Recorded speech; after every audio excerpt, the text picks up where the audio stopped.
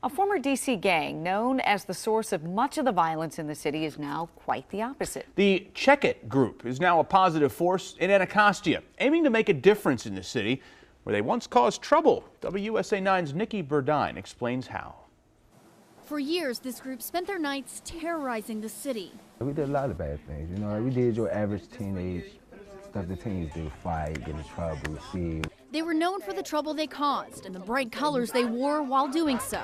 We already had a sense of fashion because we already was known for wearing the craziest colors. They called themselves the Check It Gang, a group of women and gay youth, many of them homeless, initially formed as a way to protect themselves from bullies. To care for each other. But after years of violence, something changed. The good part is we turned our gang name, what was Check It, into a LLC, and now it's a business. On Martin Luther King Jr. Avenue in Anacostia sits Check It's new storefront. We all had a sense of fashion, so we just took it from the negative views and just put it in a positive frame. From t-shirts to a full clothing line.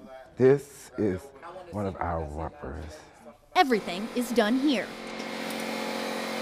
The front of the building is where they'll actually sell a lot of their clothing, like these t-shirts, but in the end they want this to be so much more, actually a community center where they can serve everyone in this area. We want to open it up to be more so a place where people could come for healing. A place to help kids just like them.